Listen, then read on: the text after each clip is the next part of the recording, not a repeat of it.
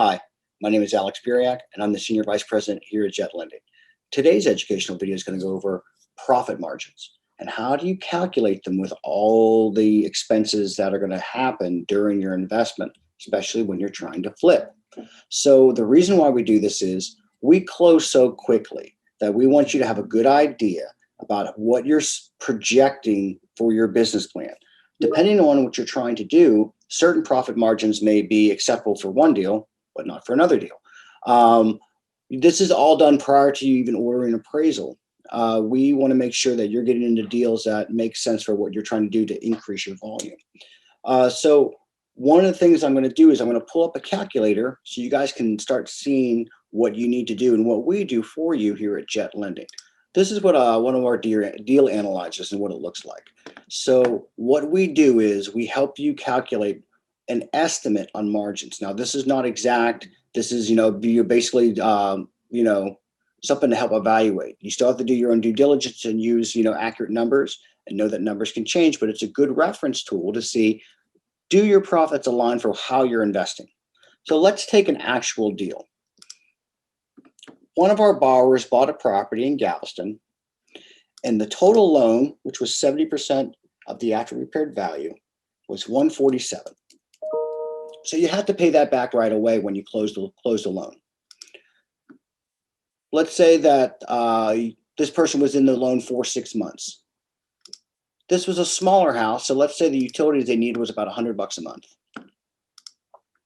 Agent selling commission. So if you're selling the house, whether you're an agent or not, there's going to be agent fees unless you have the buyer and the seller.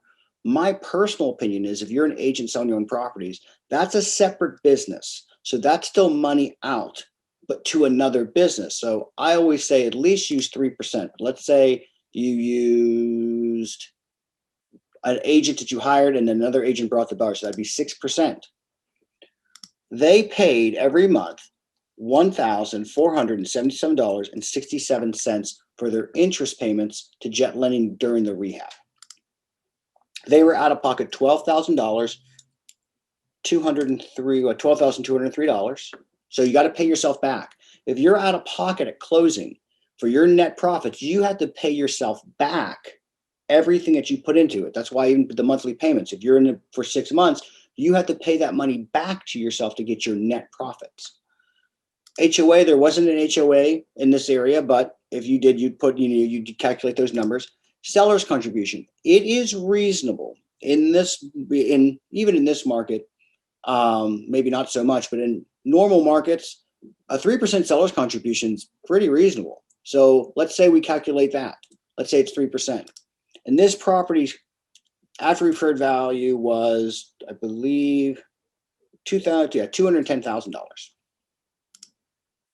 So if you paid the $147,000 back to Jet, this is after with your origination fees and your title fees and all that kind of stuff. This is all calculated in here. You were in the loan for 6 months. You paid 6 months of utilities. You paid 6% agent commissions. You had to pay for the second closing cost. You paid yourself back your 6 months of interest payments. You paid yourself back the $12,000 you came out of pocket in the beginning. You paid a 3% seller's contribution. Off a $210 sales price, you are still netting $19,280.98. Now, here's the question. In 6 months, for your business plan, does $19,280 equate enough profit for this deal? Sometimes yes, sometimes no. And that's why we do this. Let's say you're saying, well, I can't do this unless I'm making 30 grand. Okay. Well, then we could either A, try to get the property under contract lower. B, you know that you have to change different things. So let's say, well, I'm going to be, I'm not going to spend 3%, 6%. I do 3%. Okay. Well, if you only pay 3%, that's $25,000 in profit. Okay. Let's say you didn't do a seller's contribution. Okay. That's $31,000. Okay.